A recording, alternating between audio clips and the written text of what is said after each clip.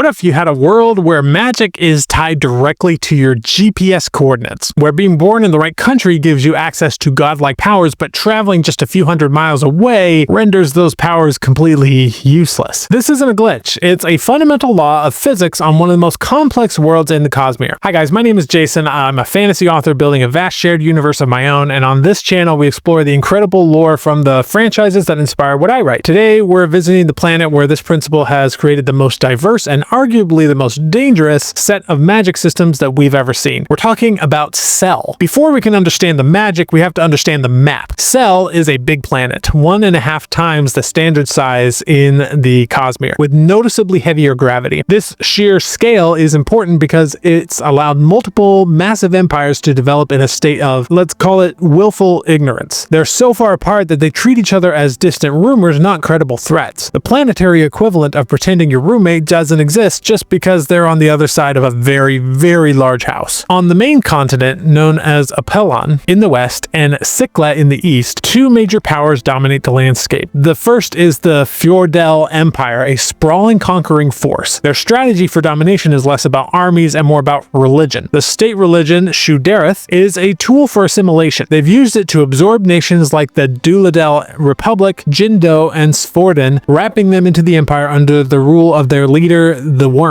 Standing against them is the last bastion of independence on the continent, the nation of Arelon. Their strength comes from the legendary city of Elantris, a place of immense power. Arelon subscribes to a different faith, Shukoreth, which has helped them resist the Fjordell religious machine, and this has created a continent-wide Cold War with faith and magic as the primary weapon. But that's just one continent. Head north across the sea and you find another. On a peninsula, there's a nation of Teod. Culturally, they're similar to Arelon and also follow Shukoreth, but they've maintained their independence thanks to a powerful navy that keeps the Fjordell Empire at bay. Venture further north, beyond the mountains separating Teod from the rest of the landmass, and you enter the Rose Empire. This is a completely different world with a culture more akin to historical Asian empires. They have their own provinces, their own politics, and for a long time, very little contact with the southern nations. So we have these massive isolated empires, each with its own culture and traditions. But this political isolation is just a symptom of a much deeper and more fundamental division, one that goes back to the dawn of time on Cell and involves the death of gods. So a very, very long time ago, two shards of Adonosium, think of them as fragments of creation, basically gods, settled on Cell. Their names were Devotion and Dominion. Unlike the opposing forces we see on other worlds, these two weren't enemies. They invested themselves in the planet, their power seeping into the land and its people. But their arrival broke a rule set by the original shard holders, and it attracted unwanted attention. Another shard, Odium, the divine force of raw, hateful passion, came to Cell. A battle of cosmic proportions erupted, and Odium did the unthinkable. He splintered them. He destroyed the minds and souls of both Devotion and Dominion, shattering their power into countless fragments. But he didn't want anyone else ever to be able to pick up those pieces and take power for themselves. So he took their raw investiture, their divine energy, and forced it from the spiritual realm into the cognitive realm, Cell's world of thought and perception. This one act had catastrophic consequences that Odium himself didn't even intend. The cognitive realm is shaped by perception and is tied to physical location. So by cramming the infinite power of two gods into this space, Odium essentially created a magical pressure cooker. And this raging, uncontrolled, and incredibly dense energy storm is known on Cell as the Door. It's a roiling plasma of pure investiture, so dangerous that traveling through Cell's cognitive realm is almost a guaranteed death sentence for anyone who doesn't know exactly what they're doing. This is the answer to the puzzle we started with, because the power of the Door is trapped in the location-based cognitive realm. Accessing it in the physical realm is entirely dependent on where you are. The land itself becomes the key. Specific geographical and cultural patterns act like a code, allowing tiny, controlled amounts of the Door's immense power to leak through. This is why magic on Cell isn't universal. It's more regional. You have to be born in the right place or be tied to it in some fundamental way to use its unique brand of magic. And if you travel too far from home, that connection frays and your power fades to nothing. This cosmic calamity also gave rise to new forms of life. Splinters of Devotion's power coalesced into beings of light and goodness called Scions, while fragments of Dominion's formed the shadowy, manipulative beings known as Skays. These creatures are living pieces of the dead gods forever tied to the fate of the planet. But if the power is this dangerous and complicated, how do mortals actually get their hands on it? And just a quick pause, I know your time and money are tight site, and there's a mountain of amazing content out there to consume. So I'm not here to sell you anything. I have started a free fantasy community over on School. If you join, you get instant access to 4 of my books, a mix of short stories and novellas, no catch. If you join and decide my writing sucks, you've lost maybe a minute of your day. But if you like it, you can check out the paid tier to support what I'm doing here on the channel. It's a 30-second sign up, and the link is in the description. So back to Cell's crazy magic systems. Accessing the door is like trying to tap a high-pressure fire hose with a drinking straw. To do it safely, you need a language or a set of symbols, forms, or shapes that act as code to safely channel the power. Because the door is tied to location, these languages are all based on their local geography and culture. And this has resulted in a staggering number of different magic systems, more than almost any other planet in the Cosmere. The most famous of these is Aeon Door, the magic of Elantris. Elantrians can draw complex symbols called aeons in the air, creating glowing patterns that produce incredible effects. These aeons are directly based on the geography of Erelon. The magic is so versatile that an Elantrian with enough time to prepare the right aeon could theoretically defeat an entire army of the Cosmere's most powerful magic users at once. The catch is that Aeon Door only works in and around Erelon. The further an Elantrian travels, the weaker their magic becomes until it vanishes completely. Now head over to the nation of Jindo, and you'll find Cheishan, a meditative martial art that looks a lot like Tai Chi. By moving their bodies through specific forms, practitioners can grant themselves access to the door. And it's not about drawing symbols in the air, but about their body becoming the symbol. We haven't really seen its full potential, but it shows just how different the dialects of power can be. Then there's the Dakor, monks in the Fjordell Empire. This one is unsettling. To access the door, they twist and reshape the very bones in their body to form patterns beneath their skin, inscribing them with ancient Fjordell characters. This process makes their bodies nearly indestructible and grants superhuman strength. With a little human sacrifice thrown in, they can even achieve effects like teleportation. It's a brutal, painful, and terrifying form of magic. Move to the Rose Empire, specifically the province of Mai Pawn, and you'll discover forgery. This isn't about counterfeiting money, though. It's about rewriting an object's past. Forgers create intricate soul stamps and press them onto objects to change the essence of the object itself. For example, they can stamp a cracked wall and convince it that it was never broken. With enough skill, a forger could theoretically create a soul stamp to temporarily grant someone the abilities of another magic system, such as a Mistborn or even an Elantrian. A related art is blood sealing, which uses similar stamps but requires fresh blood as ink to create magical wards or command skeletal minions. And these are just the ones we know about. It's theorized that anywhere a distinct, stable culture forms on Cell, a new invested art will eventually manifest. The planet is a sort of living tapestry of magic, just constantly evolving. But with all this power, how does Cell fit into the larger cosmic picture? Despite the incredible diversity of its magic, Cell is one of the most isolated planets in the Cosmere. For most of its history, its people were actually the most knowledgeable about the deep laws of the universe, what we know as realmatic theory. They understood the nature of souls, of cognitive shadows, and investiture better than almost anyone. The irony is that this knowledge couldn't help them lead. That high-pressure storm of investiture, the door, makes travel through the cognitive realm a bit of a nightmare. World hoppers who try to cross into or out of Cell's subrealm are often torn apart by the raw power. There is one reliable secret path off-world, but it's known only to a select few, and this has turned Cell into a kind of gilded cage, a planet bursting with power and knowledge, but cut off from the rest of the universe. Even Hoyd, the infamous world traveler, has had his share of trouble there. He spent time in Erelon and the Rose Empire, and even tried to become an Elantrian himself. According to the Skays, his efforts failed spectacularly, and they apparently had a good laugh at his expense. This isolation is also reinforced by the planet's sheer size. The Fjordell Empire and the Rose Empire barely acknowledge each other because the distance is just too great. For a long time, the Fjordell Empire didn't even bother with the Rose Empire because they considered its lands unholy. This lack of interaction has kept the different magic systems from clashing on a global scale, for now at least. Cell is a world of incredible potential defined by both its immense power and its profound isolation. It's a powder keg of warring cultures and reality-bending magics, just waiting for the right spark to connect them all. Hopefully in Elantris too, which,